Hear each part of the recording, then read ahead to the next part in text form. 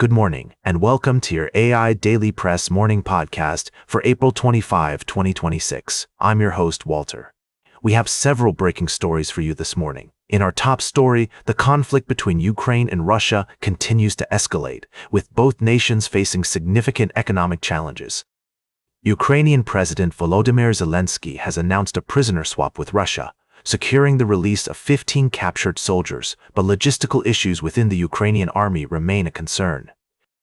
The Russian economy is also showing signs of strain, contracting by 1.5% in the first 2 months of the year. In other international news, a government-led inquiry into poll violence in Tanzania has revealed that at least 40 people were killed in the post-election violence that followed last October's presidential election. Human Rights Watch has released a report detailing the persecution of Tigrayans in Ethiopia, with hundreds of thousands still displaced and unable to return home.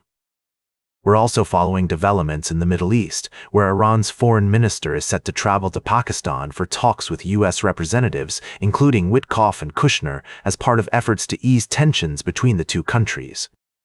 And in Africa, French Foreign Minister Barrot has voiced concerns about the terrorist threat in the Sahel region. These are just a few of the stories making headlines today. We'll continue to bring you updates and analysis throughout the day, and that's the way it is.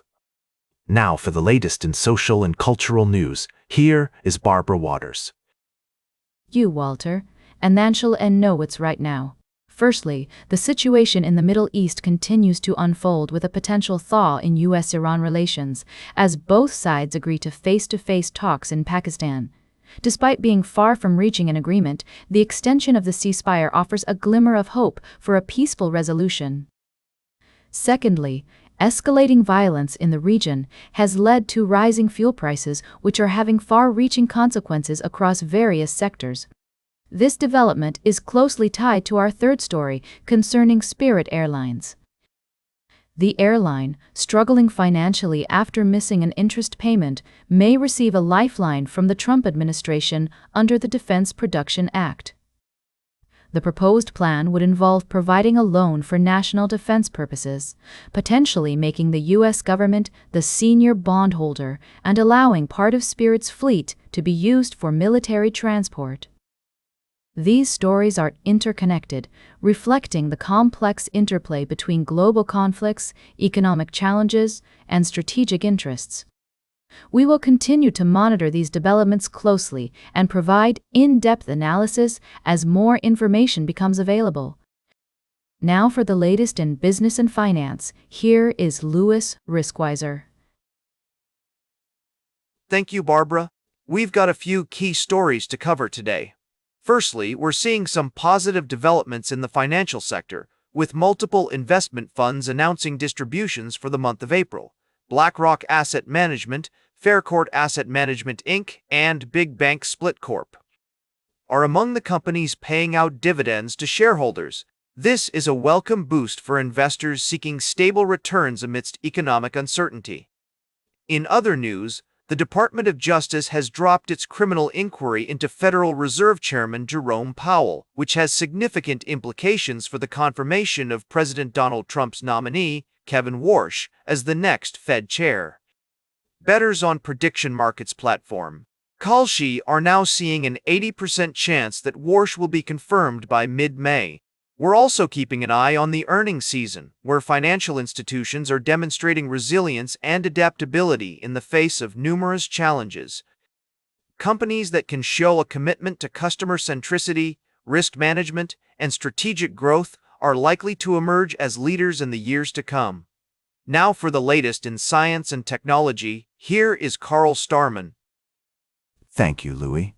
Firstly, NASA is facing challenges with corrosion issues in its modules, which has also been reported by private space company Astra. This highlights the need for rigorous testing, quality control, and transparency in the industry. Secondly, NASA administrator emphasized the importance of space exploration in the current geopolitical climate, particularly in competition with China. The administrator stressed the significance of nuclear power propulsion and returning to the moon to ensure American dominance in space exploration. Lastly, innovative propulsion systems like the rotating detonation rocket engine are being developed by NASA and private companies such as Astrobotic and Venus Aerospace. These technologies have shown promising results in recent tests and could revolutionize deep space travel. We'll continue to follow these stories and provide updates as more information becomes available. Now for the latest in sports, here is Howard Closewell. Thank you, Carl.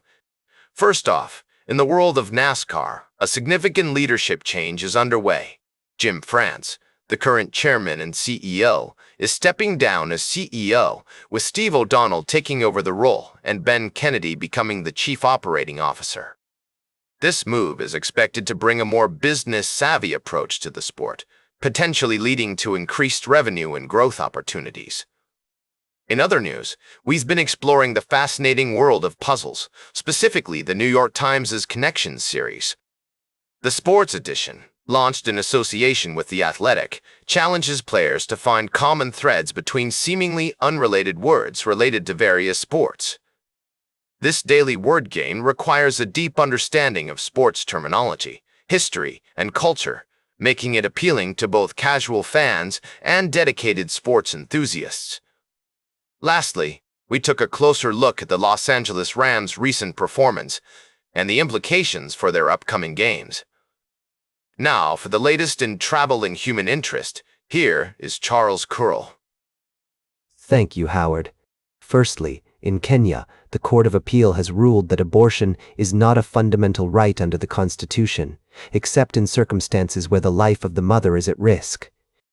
This decision has been met with concern from global human rights groups and marks a significant turning point in the debate over reproductive rights in Kenya. In Argentina, an appellate court has upheld a decision to seize the assets of former President Cristina Fernández de Kirchner, valued at approximately $500 million, in connection with a corruption conviction. This development is seen as a significant step in holding those in power accountable for their actions and reflects the ongoing struggle for transparency and accountability in Argentine politics. Lastly, we've been following developments in Peru, where the country's political landscape continues to evolve. However, I'd like to shift our focus to a more human-centered story. As we navigate these complex issues, it's essential to remember the universal themes of human experience that connect us all: the struggle for justice, the importance of accountability, and the enduring power of leadership. In the spirit of our signature elements, let's take a moment to appreciate the beauty of everyday life and the value of taking the back roads to discover the hidden treasures of our world. From the vibrant streets of Buenos Aires to the stunning landscapes of Patagonia, we find that politics may be politics, but life is indeed life.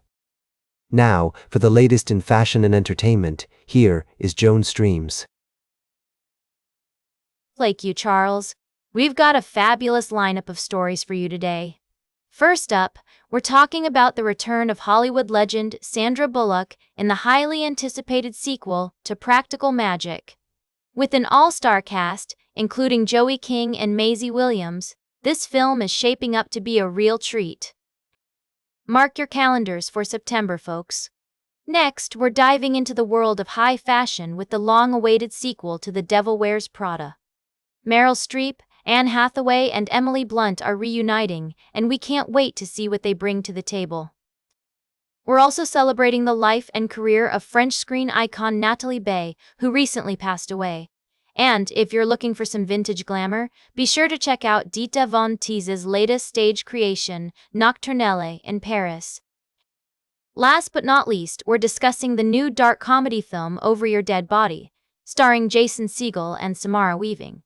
This twisted tale of a married couple with a plan to kill each other is generating quite a buzz, and we're excited to see how audiences react. Stay fabulous, and we'll catch you tomorrow. Now for the latest in nature and environment, here is David Attenacher. Thank you, Joan.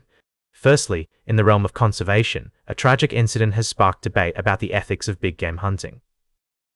The death of US millionaire Ernie Docio, who was crushed by elephants during a guided hunt in Gabon, raises important questions about the impact of this practice on wildlife management and sustainability. In a separate story, astronomers have made a groundbreaking discovery, identifying a bright clump of gas seen just 450 million years after the Big Bang. Dubbed HABI, this finding provides the earliest evidence of the universe's first stars and sheds new light on the formation of our cosmos.